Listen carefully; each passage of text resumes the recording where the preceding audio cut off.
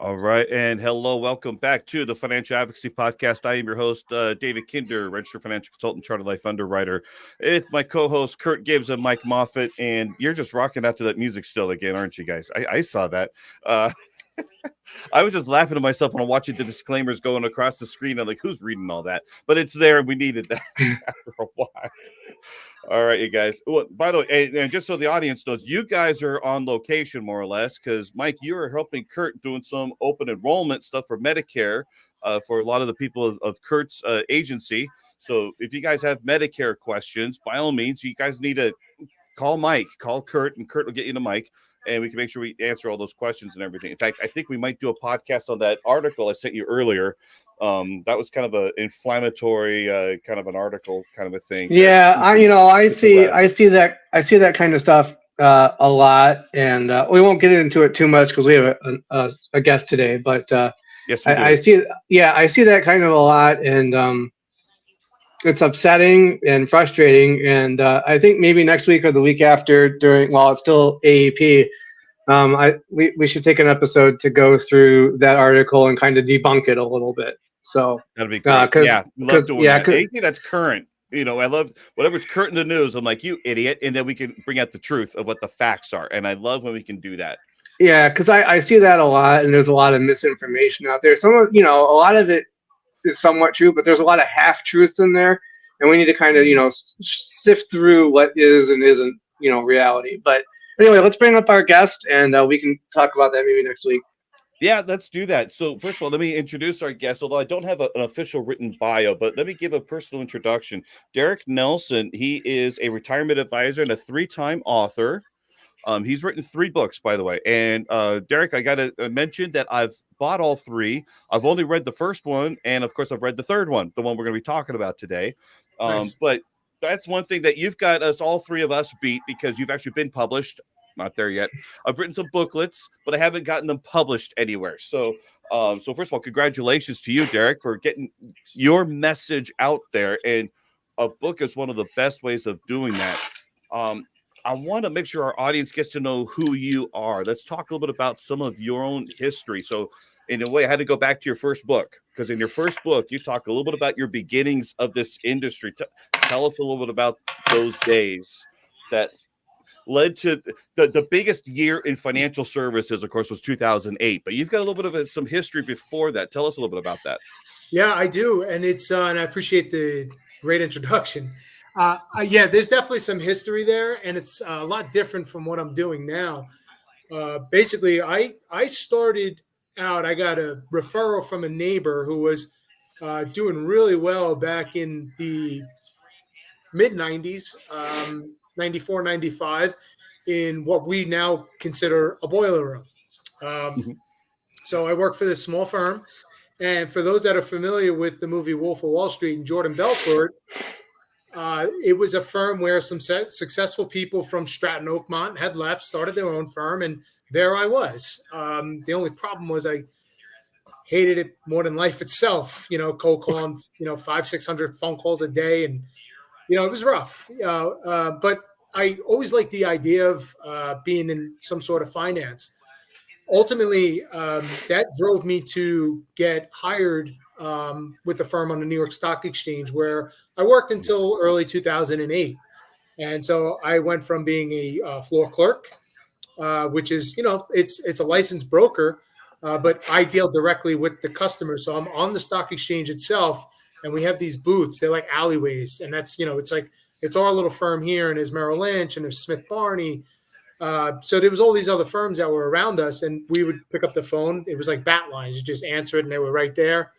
And we would relay institutional orders for different clients that we had. And then we'd either hand a piece of paper to the floor broker, or we had them on an open line and would say, hey, Paul, buy 5,000 of this or 10,000 of that. And so, I did that for quite some time. Went out became a broker myself in 2005, where I became an actual floor broker. So wow. That job was a lot of fun. It paid well. And quite frankly, if technology didn't take us over, I probably never would have left. It's interesting you say that because my dad was actually owned a seat on the Board of Trade and the Options Exchange in Chicago. Chicago, nice. So Yeah, he was a trader down there for 30 years, just sure. independent trader. He had his own seat. So yeah, that's Yeah, interesting. I've been down on that floor hundreds of times, and it was wild back in the day, man. back in the day. Yeah, now I think there's more news people than actual workers. Yeah, in fact, they closed the observation deck recently at the Board of Trade. Yeah, it doesn't surprise me. Yeah. They made a strong push for automation after 9/11. Mm-hmm. So, in fact, that day we got evacuated because they thought we were next. So that was an interesting day in of itself. So I got really caught up in that whole debacle, so to speak. But yeah, they really pushed for it after, and they Yep. ended up merging with Euronext, and Mm-hmm. the rest is history there. And then for about 2 years on a daily basis, I witnessed people getting laid off, and I was like, "Oh boy, clock's ticking here. I better figure something out." Better get the heck out of Dodge quick. Yeah. So that's what ended up happening. What's interesting is that everything you described, I mean, I got my we talk about the Series 7 stockbroker license, and everything that I studied on that license, you did. I never did any of that. I was the one trying to bring in clients and things like that. None of that, all that regulatory stuff that doesn't really apply to clients. That's all the stuff we studied for that damn test. So it's interesting that you actually were the one that actually did that same license, completely different roles, because you're right there in the thick of it. Your clients were essentially the trading desks and getting everything executed.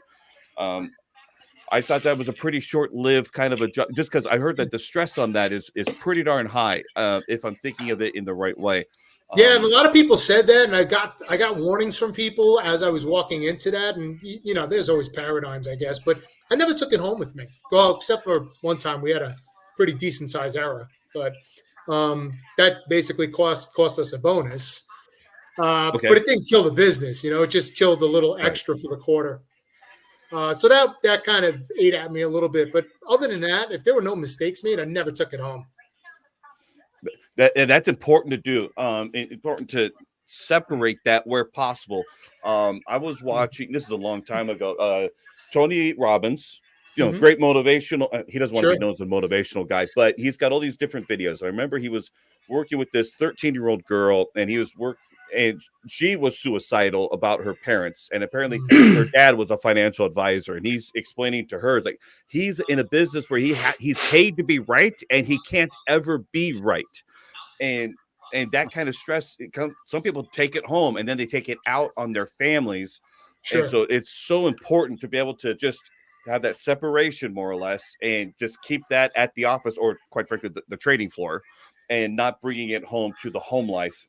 But that's not uncommon for business owners in general, because you live and breathe the business. It's not like certain other jobs where you show up, you clock in, you clock out, you're done. In a way, that's a luxury in sometimes, but you also don't get the paycheck of taking on that stress and that worry. Now, 2008 happened, and of course, now I read in your book, you were talking about the automation. The automation was essentially what finally got you, not the economy. No. So it began an awakening, like it isn't in so many others, an awakening of new ideas, new reinvention of yourself. Tell us a little bit about that. Yeah. So you're right. It had me leaving had nothing to do with the economy. In fact, when the first day we opened after 9/11, we had this guy Mark. He was on a trading desk.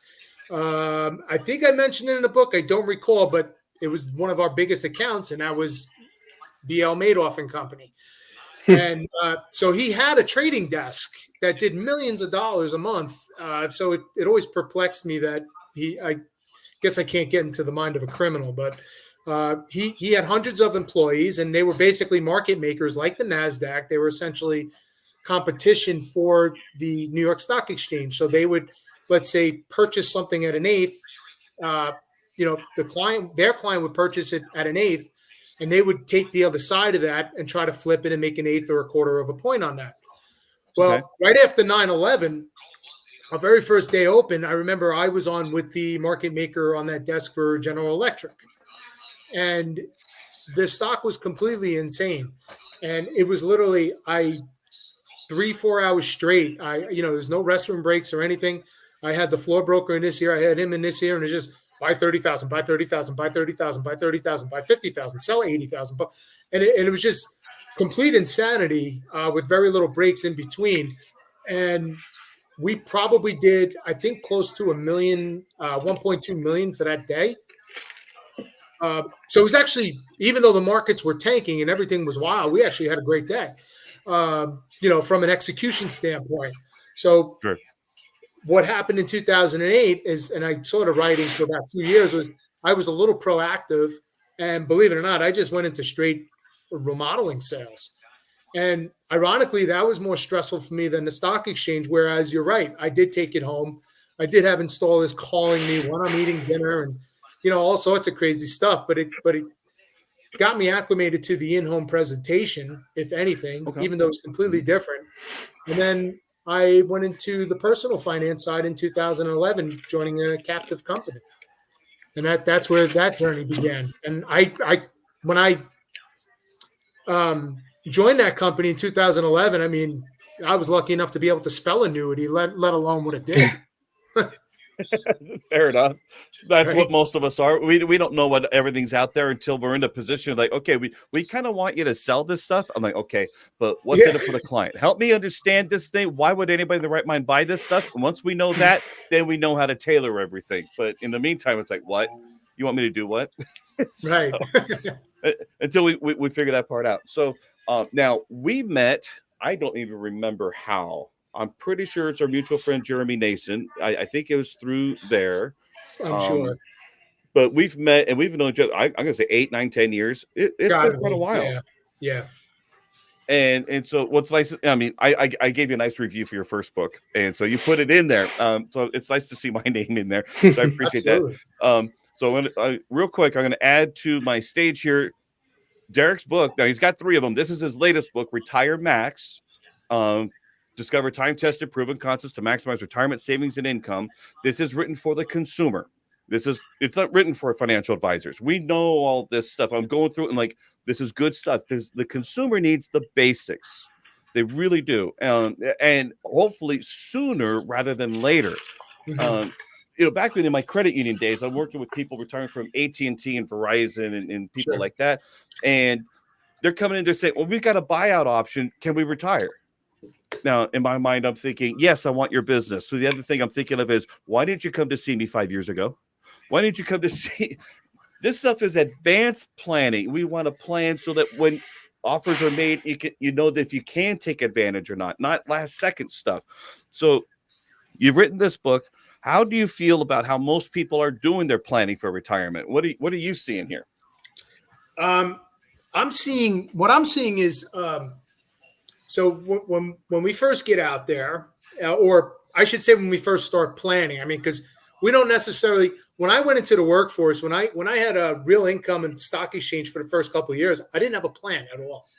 Right? I had a 6-person company. I didn't have a retirement plan. I had nothing. So they said, oh, we got a profit sharing. Oh, okay, whatever that is. So when we start our plan, whether we're 22 or 32, doesn't really matter.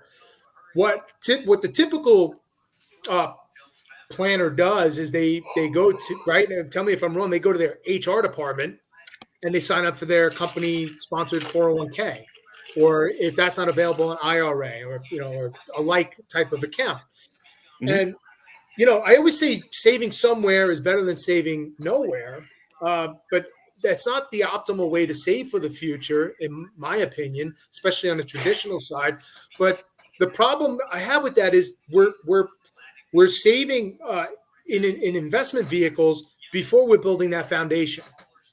So that's great. I put away $10,000 last year in my 401k, and now I just had a massive car accident and I can't work for the next 2 years. What do? Your whole plan falls apart because you don't have that foundation, right? The paycheck's not protected if you get injured or sick, and the paycheck's certainly not protected if you have people to protect. via life insurance. So whether it's an injury, illness, or death, I think we really need to get those things in place before we even considering putting other money away for future savings. Because And without if I may, you have a very personal experience you shared in the book on this because it happened a couple of years ago to you and your yes, family. yes. You want to share a little bit about that? Yeah, of course. So it actually happened when I was publishing my second book. And the only reason I ended up publishing that book is because it was too late for me to cancel it. I did not have the head for it. And I said, I better do this because if I ever want to do it again, Amazon was like, if you cancel this, you're never going to publish anything. So I did it. So going back to early September 2021, I was diagnosed with COVID.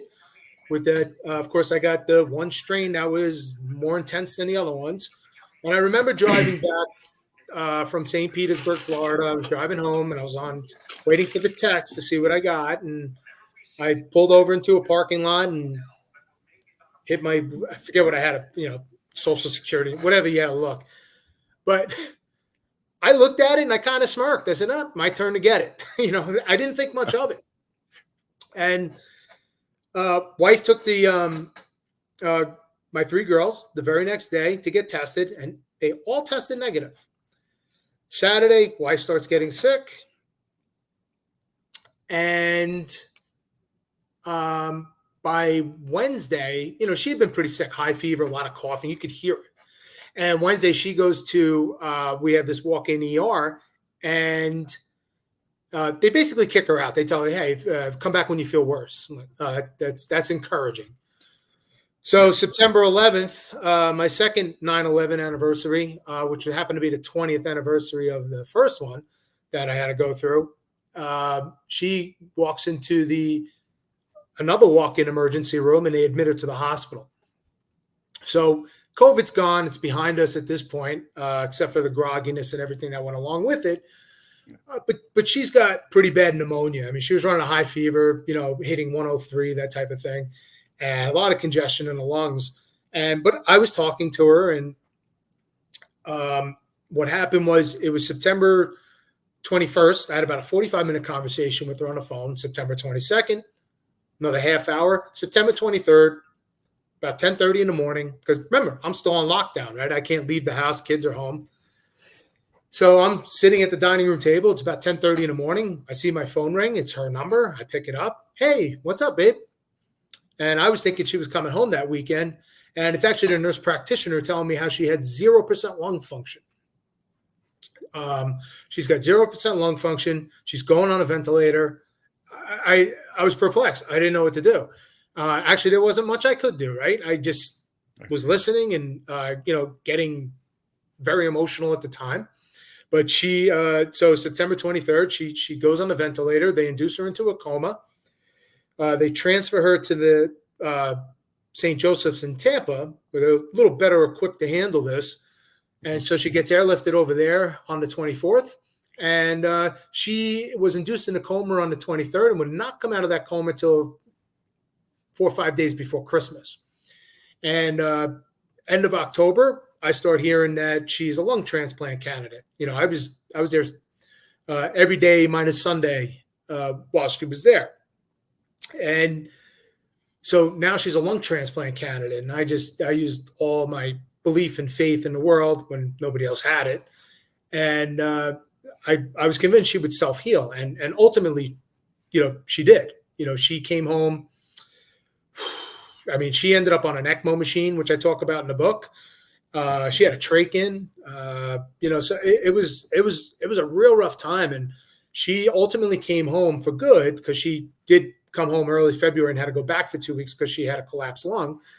But she came home February 19th, and then the real work began, right? So I was in my head, she's getting better in the hospital. And when I say better, I mean awake.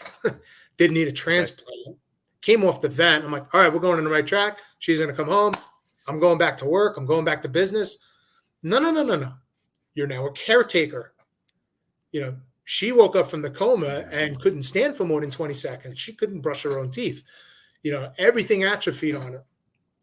And so when we got home for the next several months, I was 24/7. I would only leave the house to drop the kids off at school, pick them up from school. I may go train. I do jujitsu, and I did it the entire time she was in the hospital because it was the only sanity I had in my life. I would go to jujitsu at night, but I'd make sure at least one of my oldest was home for a period of time, or at least the family member was here visiting. Yeah. And so that went on for quite a bit.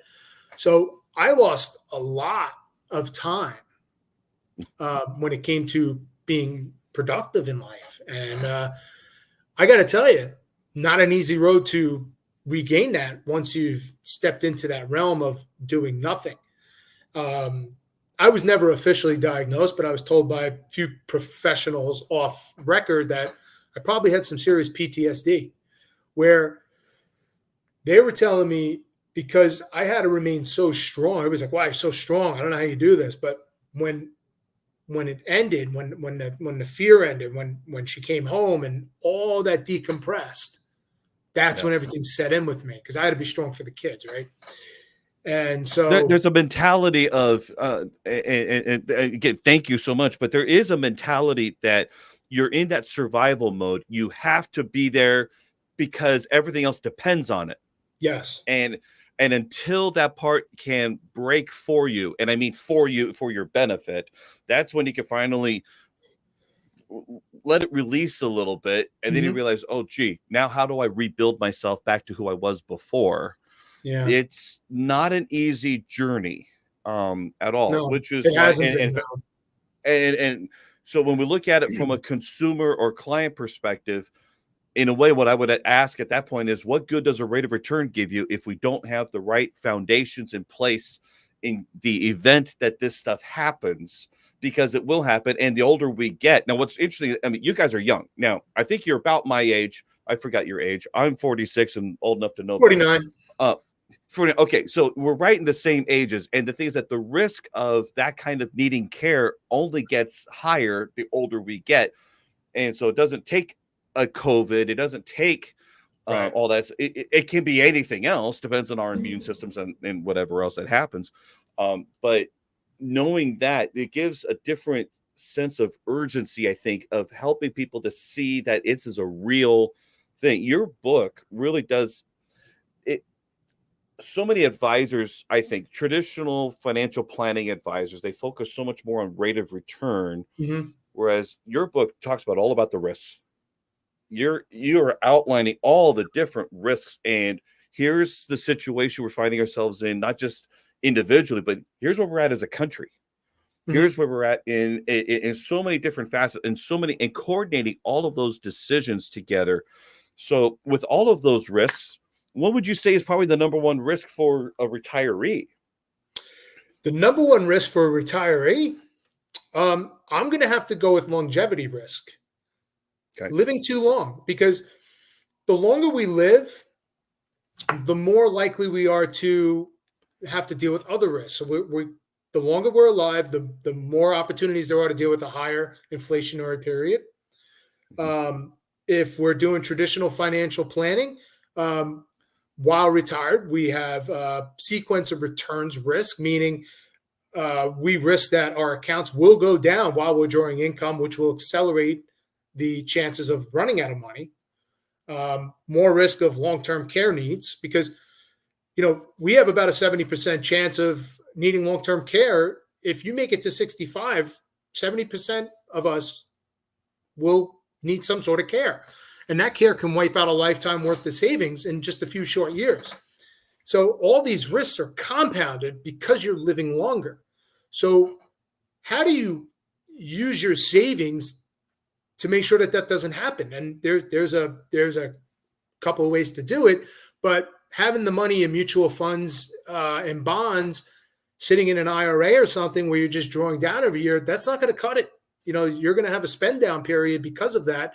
And, certain people, if they don't have enough to handle that, well, now you got to go on Medicaid, which means you really have to spend down your assets. So now now you're a product of the state. That's what you become. Yeah, with Medicaid, if people aren't familiar, you're allowed to have $2,000 worth of total assets, and I think $35 a month. And basically, yeah, you cannot support yourself at all. Everything else gets to be taken over by the state. And my mind went somewhere else because there's all these partnership programs out there that are practically going away in terms of long-term care. California led the path on these California partnership policies. California is turning into you get to buy this, and they're turning it into you're going to have to buy this, and without nearly all the same benefits. That's what I've seen over the past 20 years that I've been looking at that part. But you do identify a few parts in your book. Because one of the questions I want to ask is, what are some reasons why some people don't save enough for retirement? And sometimes they're just taken by certain programs. And if there's one thing that I know that you and my friend Mike Moffitt here have something in common, is that these simplified issue mortgage protection policies, I think I'm gonna let you guys just go on a rant, because we've talked about this at length, but these things are just crazy. Share some more. Yeah, I think that the simplified products have a place for a person who may not qualify for something. Okay, so I think they have their place, but they are way oversold, right? And if you look at certain simplified products versus fully underwritten, and fully underwritten today doesn't necessarily mean blood and urine. By the way, don't get offended if they order blood and urine. It's a free exam for you to see how healthy you are, right?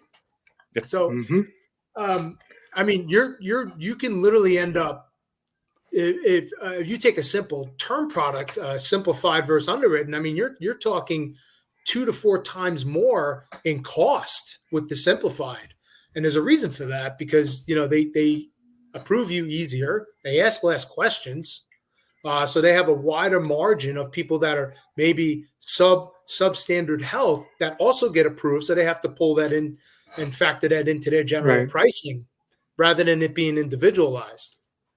Yeah. So here's how I look at it, right? So you have the simplified issue stuff, and then you have accelerated underwriting, which isn't quite with labs and everything, and then you have fully underwritten, where they take blood and urine and have the full 9 yards. So that's kind of the 3 stages of it. Now, these simplified issue policies, anybody that knows anything about life insurance knows that on a regular life insurance policy, depending on the insurance company, you're going to be rated preferred plus the standard. Okay, so whenever I run a quote, I quote everything at standard. And then anything, if you get a better rate, great, you're healthier than the average person. Now, for the simplified issue products, anything that's below standard is what's called table rated. So, and they're going to charge you a premium on top of the standard, policy. And most of these simplified issue policies are priced at either a table C or D or somewhere in there. So you're basically paying at least double the standard rate just for starters on any of these simplified issue policies. And here's the kicker, if they find something that, and you pass away in the first 2 years, and they find something that wasn't disclosed because you weren't, fully underwritten, they have the right to deny the claim and just refund your premiums. So, I mean, that's another risk that you're running too. So, if you think you're going to, scoot by, or maybe you were just diagnosed with something and you're hoping it doesn't show up on the MIB, or the, agent doesn't want to go through the waiting process or whatever, and the insurance company finds something, not only are you getting, quote, scammed or screwed by paying, twice the premium you could, but now if something comes up and you pass away in those first 2 years, the insurance company likely isn't even going to pay out anything. I think that it's, these IMOs that push these simplified issue products are some of the worst things imaginable. You're literally scamming people. Yeah, and it's certainly overcharging. And like I said, they have their place for the right person, but I mean, for the majority of us, even the accelerated underwriting now I consider it fully underwritten, right? Right. In fact, it's pretty close. I just upped my insurance about a month or so ago, and they ordered labs, and they're an accelerated company, and they ordered labs on me because of an MRI. Right. And I said, listen, that MRI was from a car accident. That's another thing, when we talk about protecting our income. I totaled my car. I was lucky. I was lucky to survive. Let's just put it that way. And here I am. So I made it, but just like that, it could be over. And maybe I do survive, but I don't have use of my legs anymore. I don't know. Like anything can happen at any time. So, but because of that MRI, they ordered labs just to, why'd you really get it? And Yep. so they check my Fair blood. enough. They say, hey, listen, I get a free health checkup. So I don't have a problem with it. And if it's a I term mean, product, it could be the difference between, $42 a month, or if it's simplified issue, that same simplified, same death benefit might cost $142 a month. yeah. And here's the thing, like I said, they're already priced at a table C, D, or whatever, somewhere in there. So, it gets a little bit sketchy a lot of times if they'll even issue the policy beyond that. I know that they can go down to a table J or whatever, but a lot of times once you get past, that table D, E in that area, the insurance company just, starts thinking, well, maybe this is just a decline because the risk is just too high. So, Right. Even, in that instance, if you get past a table C or a table D, a lot of times the insurance company just decides it's not even worth underwriting the risk, and nobody's going to want to, when you quote somebody a standard rate and it comes back twice the premium, most people are going to, in reality, decline the coverage anyway. Sure. So, I mean, at that point, that's kind of where the whole thing, and I've heard the argument from people that, well, what if they have a condition or something that they don't know about and they can get through underwriting? Well, of course, like I said before, the pushback to that is if, they could have known about it and they pass away within the first 2 years, the insurance company isn't going to pay the claim. Right. Yeah, they can contest it. Right. So it really is kind of a penalty for someone trying to take a proactive stance for their future, yet they pay so much more, and which is kind of the one example of where people are overpaying and just not very efficient with their finances, especially during their working years when they could allocate it to something or just have better control over their funds only because they've been guided to do something else. And so it's, in a way, it is a penalty for planning properly. They think they're doing a good job, but really they've been misled, unfortunately. And I'm not going to say criminally. It could feel criminally. Ethically, I think I've got an issue with it. Morally, I think I got an issue with it. At least they've got something, but I hate to see them pay so much where if that money could have been allocated elsewhere to where they had liquidity use control and they could use it. And I think in the book, you talk about using it towards paying down a mortgage sooner if they wanted to. Sure. There's using that difference, putting it in your hands, not in the insurance company's hands. Because what are they going to do with it? They're going to not pay your claim. That's what they're going to do with it. Maybe, depending on things. But yeah, what else do you see are some of the reasons that people just aren't saving enough for retirement and preparing themselves well? Well, one of the things that, and you see it every time you leave the house, people live beyond their means, right? So everybody's trying to impress everybody. That's a huge thing to me, and I heard Tom Hegna say this, and I ran with it. And I give him credit in my book, but I ran with this. And he said the two reasons why the average person doesn't have $1 million in retirement, the two main reasons are divorce and auto loans. And, like I say in the book, I can't help you on the divorce side. I could be a friend, but I'm not a counselor. So, we're kind of on our own there. But when it comes to auto loans, and it's a real challenge, and it's a real challenge to our thinking because we've been so conditioned, right? So when we go back to the year 2000, the average price of an automobile is $22,400 and change, right? And we could swing that. Now it's over $48,000. So I mean, it's expensive. So if you're not willing to take a car that's they're junk. Sorry, I'm going to be a critic on the automotive industry because of the regulations and pricing, all this stuff. You're not getting the same quality of a car that we were getting back then. It's just not worth it. Okay, while the quality's gone down, obviously they make them look nicer, but the size has gone up, and the electronics within those cars have gone up. So they try to make it impossible for you to be able to go to a local mechanic and have them work on it. But what I talk about in the book is I talk about buying, because I have a Honda Pilot. If you bought a Honda Pilot and $40,000, and I'm not telling people to go out and buy cars with 160,000 miles on them. I understand. Like I like nice things too. But you can't have to dedicate, like, I don't want to work for my car, right? I want the car to be something that I have. And so, like, if I took the average interest rate, which was when I published the book a month or so ago, was 6.73%. You know, some people get great deals, some people get not so great deals, but that's Right. the average. And on $40,000, 72-month loan, because people can't afford the car payment, so now we're extending the terms out.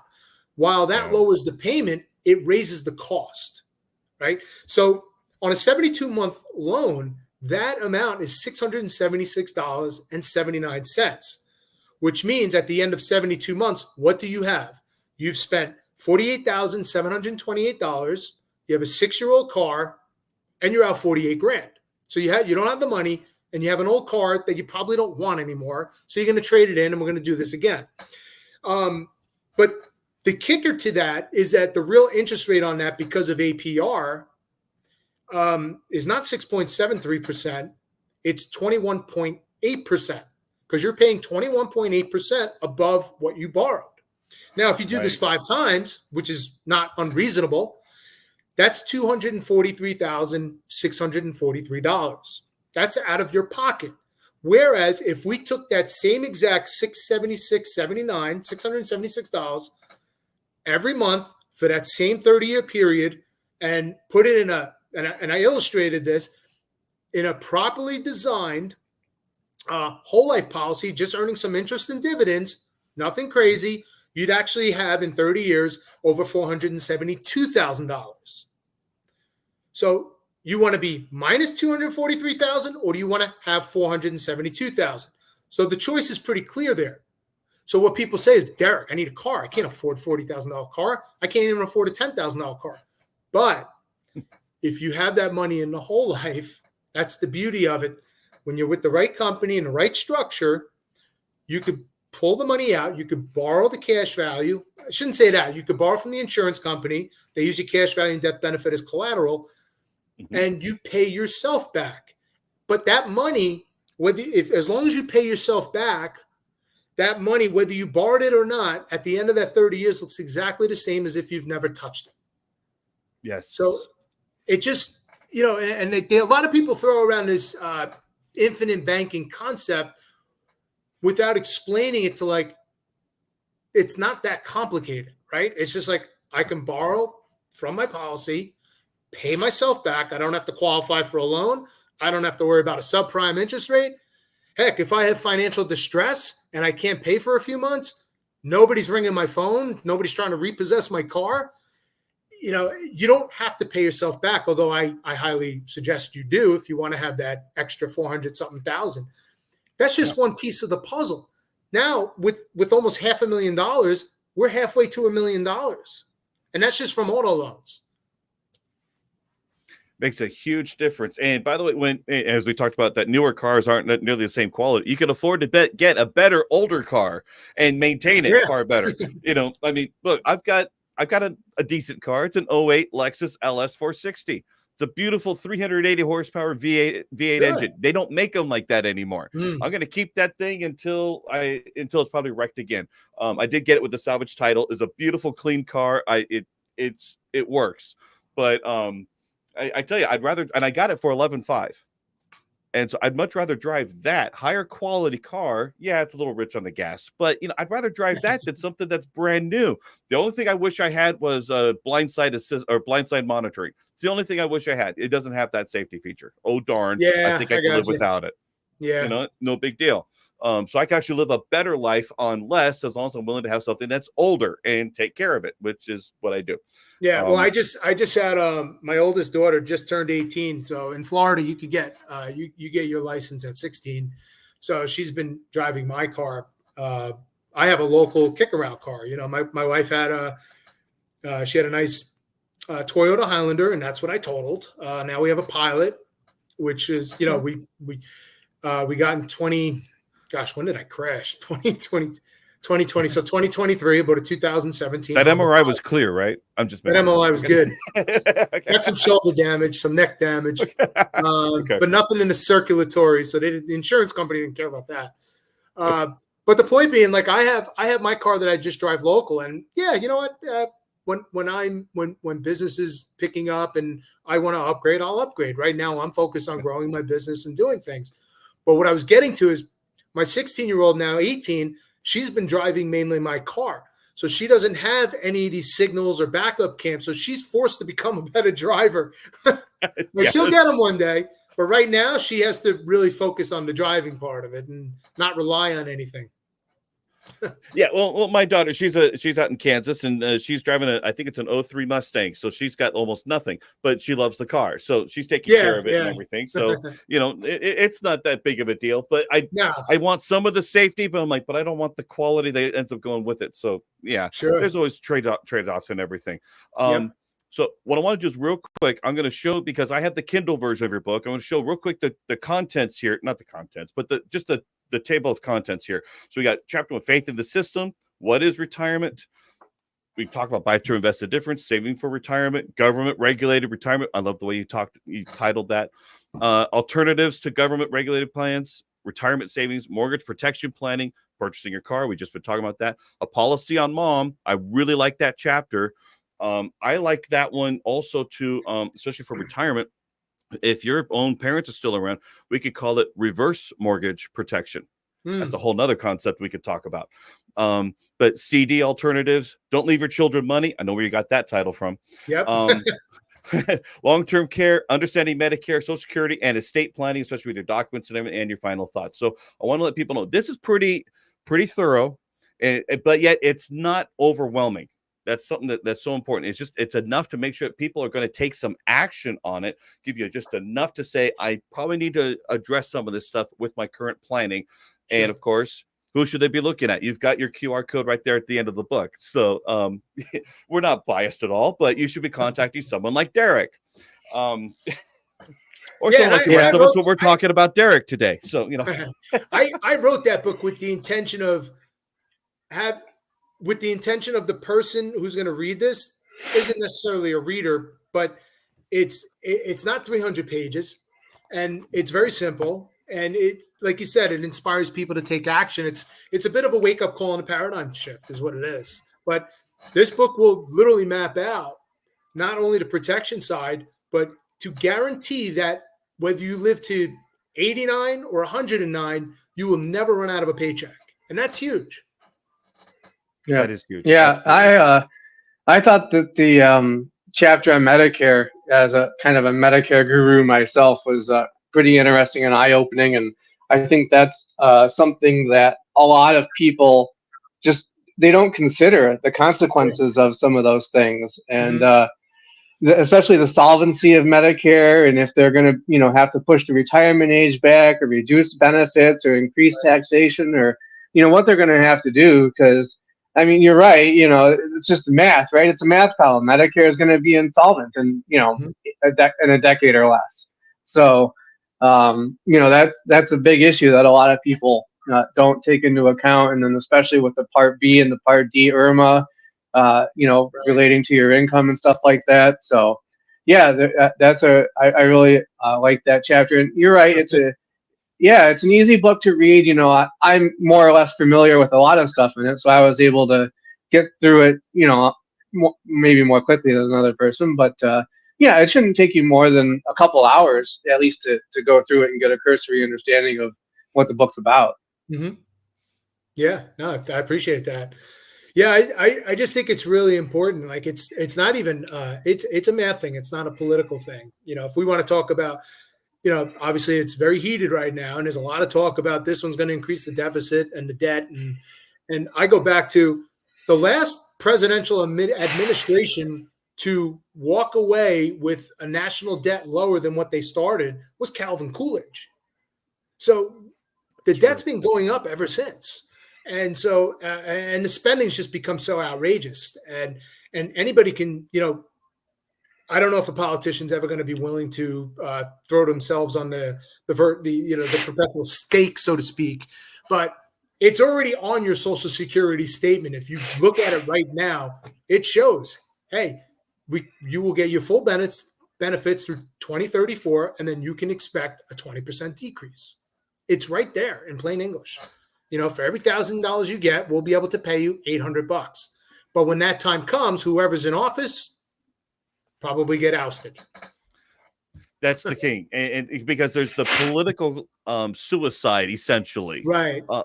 Whoever's going to let that happen, they will not be reelected. Because who generally does most of the voting? It's the people who have the time to vote. It's the people who are retired already, and you are not going to take away their not benefit. taking my paycheck. Exactly. And so, in a way, it's a little bit of fear mongering, but it's the truth. So the 20% it is the truth, but it's also the fact is that no politician is going to let that happen, because nobody has ever had a decrease in their Social Security other than if they've had to pay for Medicare's IRMA, income-related monthly adjustment amount. So other than that, that's the only time that someone's had a decrease of benefit. Otherwise, this is a contract with America. The math needs to match up. And if we want to talk about the politics a little bit, I have no idea. Here's the thing. I think Trump is going to win, but I also think Trump is kind of crazy. The way he talks about these tax cuts, he didn't have to do all that stuff, yet he's making all these promises. And the thing that's dangerous about Trump is that he actually follows through on the stuff he says. So, because we've already seen that before. So who knows what's going to happen? I think he's got the momentum on his side, and he's got the McDonald's on his side. That's for sure. But the big momentum. I love that. No, it's not going to be McDonald's anyway. It's going to be Donald's. He's going to take over. But all that thing aside, but Trump is making all these promises, and yet if he gets in office, he's going to have to back them all up. And I hope that he's got a plan with all of that economic stimulation. Our favorite guy was stimulate the economy, but how it will all trickle around back to the national debt, because that thing is increasing like nothing before. This year is scary. I think it's $2 trillion already just this year, and I think probably in the next couple of weeks we might top 36. I think we're at 35.6 right now, $1 trillion. Just insane. And we know that one side will just continue to spend us. The other side is trying to do the tax cuts, but then where's it going to come back? So both sides I don't think they're paying any attention, any stewardship towards the national debt. Yeah, they got to rein in the spending. A government had a huge spending problem. And like I said, it's been going on for close to 100 years. It's a huge problem. Yeah. Alonzo asked if we could write in Ross Perot. You can go ahead and do that if you want. Is he still around? I don't even know if he's alive. I think Jimmy Carter's eligible. He's already done 2 terms, so I don't think 1 term. Oh, that's right. That was 1 term. That's right. So he's eligible for another one. No, people already have a hard time with Biden's age. I think they'll still have a hard time with. He just turned 100 this month, I think. So you really do. And what another thing people aren't anticipating is, like I think of myself. I'm 49 years old, and it's very likely that 100% of my Social Security check is going to have to go to my own healthcare costs, because, like Medicare doesn't cover unskilled care. And what's unskilled care? Unskilled care is me helping my wife get dressed or cook meals. That's not covered under Medicare. So if somebody needs that 24/7, like in home, and I know that they keep saying, we're going to expand Medicare. We're going to expand Medicare. At what cost, right? So the price has to come from somewhere. But I am anticipating that 100% of my Social Security check will be allocated towards healthcare costs and retirement. Which really means, and it pretty much is the point of the book, is that our retirement is up to us. We've made that transition because years ago, let's say 40, 50, 60 years ago, right when we were born, more or less. Yeah. That's when you could work for a company for 40 years. You retired with the gold watch. You weren't retired for very long, and everything was fine because you retired with a pension. Today, everything has completely changed. We're not only changing jobs all the time, we've also got this gig economy that's out there for people who are still struggling to try to make a decent income, unless they're doing Uber, 10 hours a day. I don't know how they can really do that. There's so many different challenges in this new economy that our future is up to us, and we got to figure out what we've got to do about it, because even 401k plans, they were never designed to replace pensions. They were designed to supplement them. And 401k plans, they're the biggest staple. Everybody wants one. Yeah, you probably should have one. You better have something than nothing. But then we look at, you're in partnership with the government on that thing. I don't know if you heard me say it. 401k plans especially on the traditional side, are very interesting. And I do like the idea of a match, an employer match. Mhm. But what people don't understand with these plans is you're taking 100% of the risk, you're paying 100% of the fees, but you may only own 60% of it. Right. Yeah. And that's the interesting thing that happened is that all of these employers, or a lot of them, I shouldn't say all, but a lot of them, got rid of their pensions after a certain point for, Right. New retirees and ongoing, defined benefit comp and all that stuff. And they got rid of the pension plan, and they went ahead and took all the risk of retirement, transferred it from them to you. Right. So now they don't have to worry about paying you a pension. So in reality, it's actually, saving them untold millions or billions or whatever of dollars. And while you're taking on all the risk, not only both market risk and tax risk, and we can get into that discussion too if it's worth taking a deduction on a smaller amount now to defer taxes to a larger amount later on an unknown amount too, right? So that's so now you've transferred all the risk from the employer as far as longevity of the plan, tax, and basically every risk there is. You've transferred it from the employer with the pension to the individual, and obviously that's much better for the companies, and you can't you can't really blame them for wanting to do that. Oh, definitely not. Yeah, and the hard part is that most people don't realize the amount of retirement risk that they have, because let's take all that other stuff off the table. You got to have enough money to supplement the Social Security. So even if you did everything in a 401k and pension plan, do you have enough? And do they realize that it's up to them now? It's up to them to figure out their plan. And that's what a book like yours is great to just help them see the decisions that need to be made and all the things to be factored into to help them make good decisions. Sure. So, Kurt, I'm going to call on you for a second because I muted you, but you've been very quiet. Well, I've just been taking it all in. It's something you made a point about just a few minutes ago, and we've talked about it on probably every episode that we have. And, it's good that once again we have someone like Derek who's, authored some books that are very informative for the client. And we're always talking about, how you've got to do your due diligence. You've got to study things, and you've got to look at things and see what's out there and available from a client perspective. And here we are with someone that's got a book that's an easy read, that a client can pick up and ask questions about, to whoever they're working with, or call Derek or, people like ourselves and get the answers that are out there. You've just got to do some homework and do that for yourself. There are books that do that. You mentioned, Tom Hegna, has great books that are, just around advisor books, but they're great for the client, and as we know, and we talk about a lot, Tom Love is putting a lot of information out there that's very helpful for the consumer. And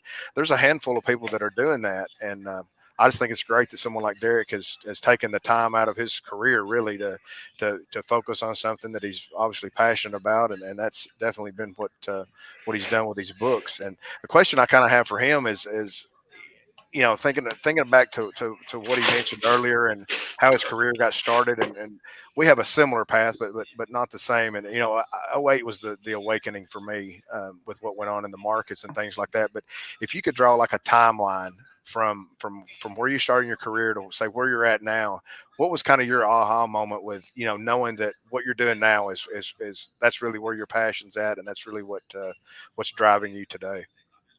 I think my aha moment was when I discovered the independent channel, which would be 2013-ish. And that's when I was introduced to simplified products. That's when I started doing my own research about, I discovered the Nelson Nash book and some other readings. And quite frankly, I found Jeremy and Lou Nason in 2013. So that was really my great awakening and really shifted my whole thought from just, being a captive life insurance agent, just trying to replace those old UL policies into something permanent if they qualified for it, to saying, wow, what's life insurance really can be for the living. Like this is absolutely incredible. And a decade later, I've done so much homework and self-study on it that I feel like I got a real grasp, and I can talk to just about anybody and guide them the right way to do it. So I would pin it 2013-ish is where everything kind of shifted mentally for me and philosophically. So it definitely wasn't like the halfway mark. It was. Yeah, it's I'm amazed at over the years and kind of seeing where things have led us and what paths different people have taken. Sure. When you sit face to face with a client, or you're on a Zoom, what are you seeing out there? Kind of you just dropped ahas off. that click with the client that you really. Repeat that. I think we lost you for a second. Yeah, when you're sitting across the table from someone, or you're on a Zoom with someone, and you probably have a good client base. What are your ahas for the client that when they really see it, when the light bulb kind of comes on when you're explaining things? I'm always curious to see what other advisors are, what kind of language, what kind of communication they're using that really gets the point across. One thing I like to ask is, what kind of income would you like to have when you're retired? Right? Are you planning on it being less? A lot of people say, "Oh, it'd be less." And I think they say that because they're convinced they're not going to save enough. But people don't want to have less income in retirement if they know the right ways. But I think I get ahas from potential clients when we look at their savings plans, and we'll just use $1 million because it's a round number, and we say, well, when you get to retirement, traditional financial planning used to say 4% would give you the best shot of not running out of money, which we know it's actually lowered, and I think it's about 2.8 now, right? They've come down to at this point. And so it's like I've saved $1 million, and I'm able to draw $28,000 in pre-tax income from that. So what does that net me? Maybe $22,000. So now I'm a millionaire, but I'm only making $22,000 a year. That's not very attractive. So what do I get? What do they say to me? What can I do? Because $1 million, I mean, it's not what it was, but it's still a lot of money. And there's a lot you can do with that. And you can get a much higher payout when you structure it differently, rather than just try to live off that 2.8 or 3.5 or whatever. I think you could get a much higher payout. Then when they understand that's a huge aha for them. And then when you get somebody, we'll say, traditionally, I know there's a lot of ways to, do Roth conversions and stuff, but, you get somebody younger and they're only saving in a 401k, and you say, hold on, did you know this or that? Did you know, you think taxes will be higher in the future? And then you follow up. I would follow up with, do you want to pay them? Right? Yeah, you mentioned it earlier, and this is a huge frustration point for me. Is so many times, and especially the client that's just came into the workforce and they're 25 and they're out of school and they walk into their job, and we won't get on the fiduciary trip about this today, but what really frustrates me is the plan administrator that wants to give the new guy or the new gal that just hired in advice on what they need to do with their plan. Well, the plan administration with these 401k providers and things that are going on in the HR departments, to me, is a huge issue that I wish could be addressed in some way. Yeah, and they're putting them in these target date funds, which are more expensive than other funds, and exactly, it's the whole retirement plan system, with 401k being the largest of them, has exploded the mutual fund industry, which is a whole nother topic. But it's exploded that industry. It's the mutual fund industry's created more millionaires than we can count, and none of them are saving in a 401k. Exactly, that's my point. Yeah. There it is. All right. Yeah, so, I know some guy that says that something like the system is broken. I can prove it. I advocate for a better way. Something like that. Some guy. I don't know who that guy is. Yeah. But I want everybody to know those are Derek's 3 books. They are available right there on Amazon. Financial Peace in a Post-Pandemic World. I did just buy it. I have not read it yet. Cool. The Financial Foundation System, that was your first book. And of course, the newest book, RetireMax, that we've been talking about here today. Derek, is there anything else you want us to know about you, your books, what you do? In fact, real quick, Alonzo did ask a very poignant question. Do you still offer securities? Me personally, no. I actually will refer that out to somebody I work in conjunction with. I am focused on safe money principles, preserving money. So I don't care to become an expert anymore in securities. Plus, I'd like to have free conversations without being regulated. Yes, exactly. Yeah, this entire meeting would not be available if we were all, at least with broker-dealer licensing. That's for sure. RIA is a whole other thing, but sure. You brought up an interesting point. Most people admit that they're going to have to retire with less income. Well, let's just face it. Most people already live above their means. So if you're going to retire on less income, try doing it now and see how that works. Sure. And that doesn't take into account inflation. So, if you're struggling to get by now, you can argue, maybe the house is paid off or the car is paid off or this or that. But, in reality, most people still live above their means, or they want to take vacations, or they want to do whatever once they're retired. If who wants to take a pay cut, or who can afford to take a pay cut when they're retired? That's the real question.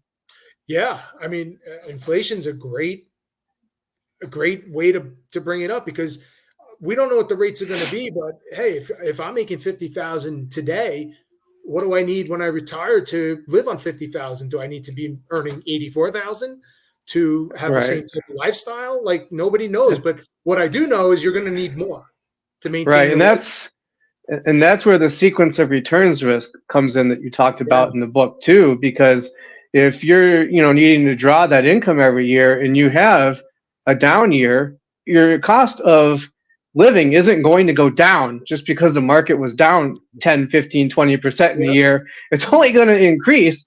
So if you're going to continue to have cost of living increases, and it's not like you can take $50,000 one year and be like, oh, my portfolio corrected 15%. Now I'm only going to take 25,000 this year. So I don't have, it doesn't work that way. So you can't just say, or I guess the other option is you can sell your house, but who wants to do that just to make it through another one, or you go somewhere. You can't just live nowhere.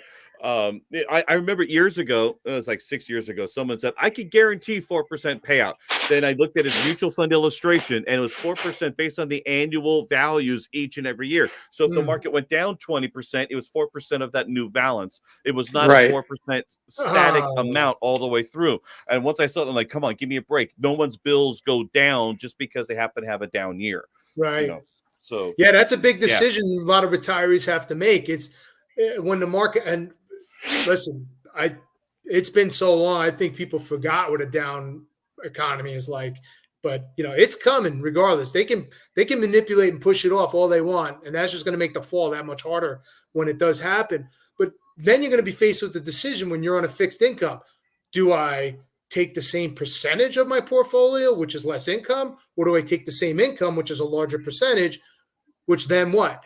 Eats into that overall nest egg quicker and runs the risk of outliving that money. And that's when the head begins to eat the tail.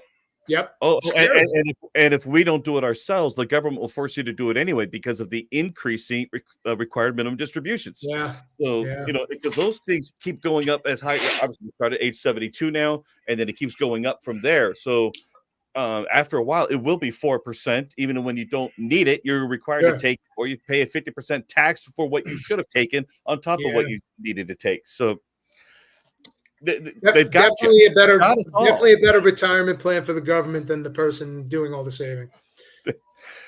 And where our money is probably more important than what it earns. And that's a beautiful truth that we've all come to learn in recent years. Derek, thank you so much for coming on. This was great. This was informative. Yeah, thanks, Derek. Was fun. Yeah, thank you. We'll have to bring it back on at some point. Don't know when. Next year. I'm overwhelmed. But anyway, everybody, you guys know what to do. Hit like, smash that like button, subscribe, share. Like, share, subscribe. You know the stuff. All right. Anyway, we'll catch you all next time, whenever next time is. Catch you then. Thanks. So thank you, guys.